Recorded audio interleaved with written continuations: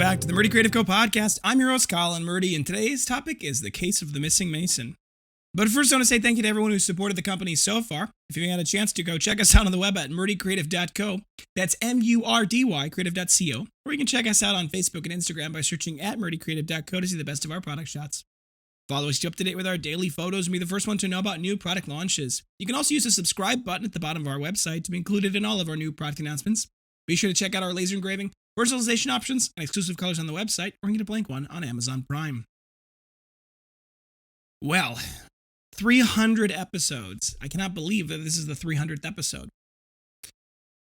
It is interesting to me because I've been making this podcast now for years. Since 2018, I think 2018 was when this first happened. And the company has grown up so much since then. And I'd always imagined in my head that being able to do, by the time that I had done 300 episodes, the podcast would be huge, of course. Everyone would care about this, right? It's a small business coming to life, right? Obviously, for those of you who can read the YouTube views, that's not the case. We still have a very small audience. But I really appreciate all of you guys. I want you to know, I've come to terms with the fact that if this podcast never has more than maybe 100 listens to on a regular basis between the podcast on audio only and the YouTube video combined, hey, that's still 100 people, right? So I'm not gonna be unhappy. I mean, that's 3 times larger than any of my classrooms when I taught. So here we are. I appreciate all of you who've been with us this whole time, by the way. It is really great to have people who have been encouraging us and supporting us, and it has been a long time. It really has. But here we are. So, the case of the missing Mason really begins, it really begins after the move. I've talked in the past about us trying to buy this press and the struggles with the fact that the press can't fit through any of door frames, and how we decided to put it through a window. Well, the idea behind putting it through a window was based off of the shipping dimensions put on the website. And now the shipping dimensions, as stated on the website, had one of the smallest dimensions, which was, in the case of the orientation on the website, was the depth. So think of the machine front to back, I believe, was 40 inches. Now the window itself, if you were to remove all of the internal structure, except like if you were to go straight down to the stone, because it's a stone window, you'd probably be able to get about 47.5 inches. With the little metal lip that is molded into the stone, the plan was to have the window attached to that metal that was existing there. If you were to take and you were to leave that in place, you now drop down to about 45.5 inches. Now, if the press is 40 inches from front to back, and it has a normal size pallet under it, which is about 4 inches, means you have about 1.5 inches of clearance total, which means you have less than 1 inch clearance on top and bottom to try to slide that thing through. Now, that obviously is very tight by almost anybody's measure. It's actually almost nearly impossible, in my opinion. My plan had been to have the company that we're buying the press from, we paid a little extra to have them put the machine down on its face so that 40 inches was the height, and to ship it that way. We got it all set up through a third-party logistics organization, which had been great to work with, and we've been very happy with them. But we got a call from them that said the shipping company, which we were using Estes specifically at the time, won't take it. So we call our logistics person, and we say, well, what's going on? She says that she doesn't know for sure. She'll call Estes and work with them and figure out what's going on. And basically what we found was that it wasn't packaged properly. Well, can we fix that? What does that mean? And she said, well, they want it covered in a box and wrapped. Okay, so we covered it in a box and wrapped it. We get a call the next day after we scheduled the pickup. Still not going to take it. And in fact, we have to find a new shipping company. They don't think there's a way to package this that they'll take. So we found a different shipping company. And the person that I was working with said, have you seen the photos? And I said, not yet. She goes, let me send you the photos of how they packaged it. And the way they had packaged it was rough, to say the least. And based off the photos, and it's really hard to tell, but based off the photos, I also don't think that they accomplished the entire purpose of this, which was to have the shortest dimension be the top and bottom rather than front to back. So we called them back and we said, it seems like it's going to be too much trouble and it doesn't seem that it's accomplished anything. We want you to put the press back upright on a pallet, make sure it's very secure to that pallet, and then ship it to us. And they said sure, and we paid them extra to do that again. So now we've paid extra twice to have it put down on its face and put back up. And I don't necessarily begrudge them that because it does cost them time and money, but I'm just begrudging the fact that they didn't do a very good job of putting it on its face, in my opinion. But I digress. Anyway, part of the reason I was okay with that was because I worked with Smedley, who is he's kind of like the right-hand man to the owner of the building, and he's the local guy. He's excellent to work with. I have nothing but good things to say about Smedley. He has been just a real trooper. He's been a real mensch. And I've been very happy with his guidance and assistance in some of these matters. And, he had said, hey, have them ship it to our other warehouse down the road. We've got a 20-ton crane there. We've got a bunch of other things. We can, once you get it there, A, we've got more space for it than in the warehouse behind you, just in case we can't get it into the building itself. B, what we'll be able to do there is we'll be able to orient it. And they're a warehousing and shipping company. So they have the trucks. And he said, we'll just put it on a truck and get it to you then.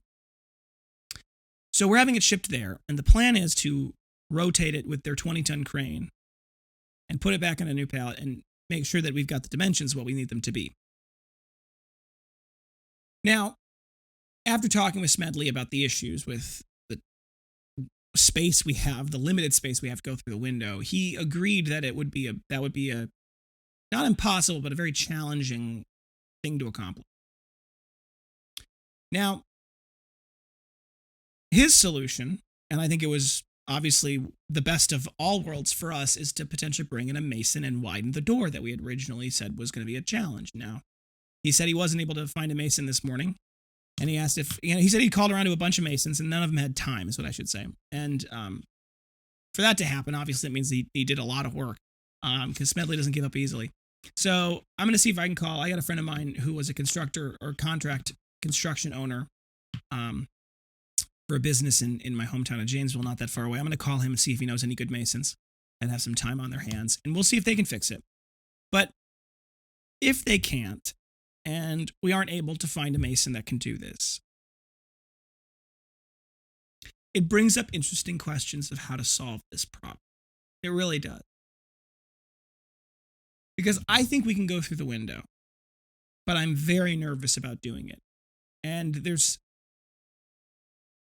is one idea, which I don't like, but might be the best / only solution that I can think of to this problem. And what it involves building a scaffolding that can support, well, functionally, at least a ton, if not more, of weight. Quite literally a ton. The pallet's 2,000 pounds, plus the forklift that would probably be needed, unless we made a really long ramp, and then we can just use the pallet jack. But it would involve us building a pallet-based, or functionally on one side of the window would be a ramp that would go up to a flat. That flat would be perfectly situated, exactly at the right height of the building, or the right height of the window, with no extra space. And then it would literally, ideally, butt right up against that metal lip, and then the other side would butt right up against the other side of that metal lip. And so we would design it in such a way so that the telehandler wouldn't need to move the pallet inside the building at all. We wouldn't even need the telehandler. What it would involve is us building functionally a scaffolding whose only job would be to allow us to drag or use a forklift, if we could make it strong enough to support a forklift, to basically put the pallet, and so that the pallet would just barely slide in through the window. We would literally need to build an equivalent system on the other side to take it off and bring it down safely, because remember, it's 2,000 pounds, right? So it's 2,000 pounds will crush someone in an instant with very little effort. And there is, I think there's a way to do this, even if it has to involve a pulley and tackle system, which is functionally, at the moment, my best alternative to using like a forklift, would be to set up a scaffolding system with a pulley and tackle and rope system, just like they would if they were loading something onto a ship. And we would basically have the pallet set up. Either we'd put the pallet on the pallet jack so it's on wheels, or we might just take and build a specialized pallet that has wheels on the bottom of it, or frankly, for all I know, Uline makes one. But we would then functionally use the ropes, pulley, and tackle system to pull the pallet up the ramp through the window, and it would be perfect because we could literally make it so that there's no extra wasted space. And we would, at that point, we'd know for a fact it could get through because we would build it in such a way that we would make sure. And then on the other side, we'd have the ropes we would use the same pulley and tackle system to allow it to descend down the other side of the ramp. We would then use the wheels to wheel it into place, drop it, and then I need to tear down the ramp. Now, this seems like a lot of work. However, I mean, it's a $10,000 press. And, I mean, the telehandler itself is $500.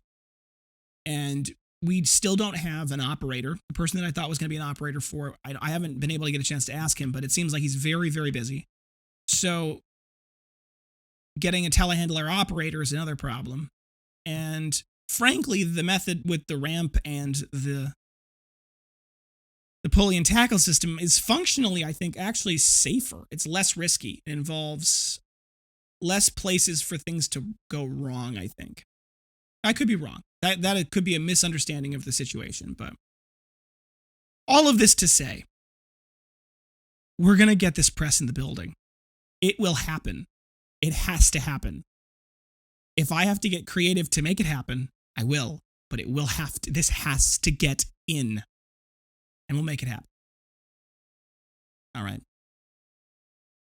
Thanks for tuning in today. Be sure to check back in next Tuesday for our next topic, and don't forget to check that subscribe button below to be sure to get the latest podcast right away.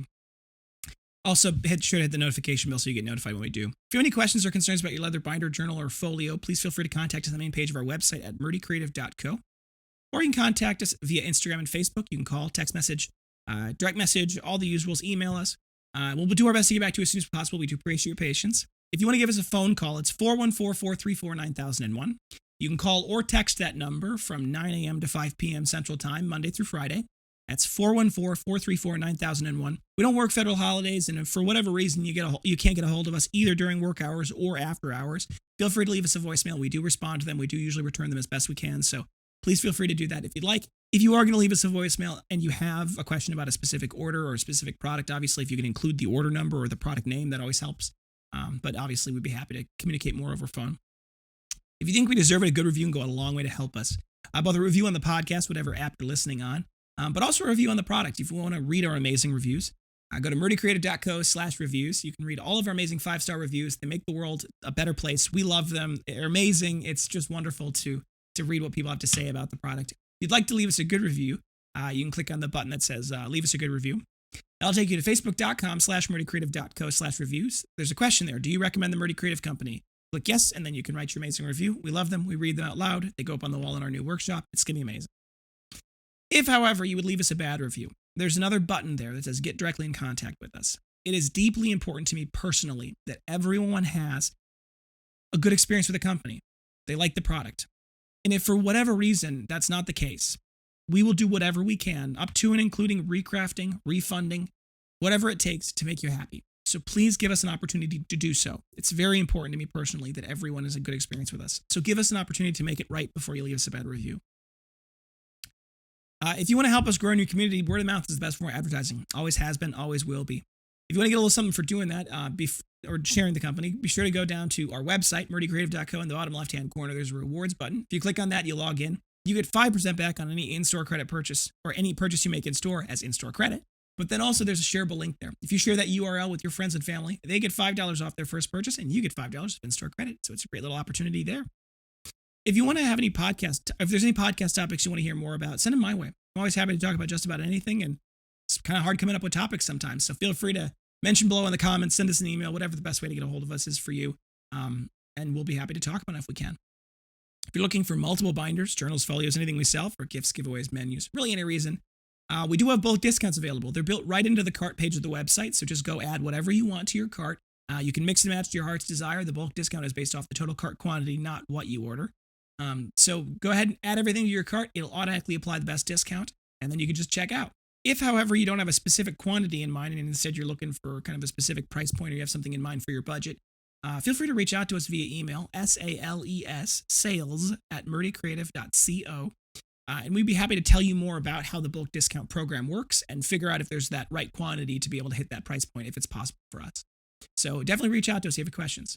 If you're looking for a custom engraved item, we have no minimum order quantity and no setup fees. It's a simple flat fee of $15 per item, and it can go down there from there. So if you want to get just one of your favorite thing, we can absolutely do that. If it's copyright protected, we're not allowed to unless we have special permission, of course. But anything other than that, we can absolutely do just one. And all we need you to do is send us the image itself in an email, SALES at murdycreative.co.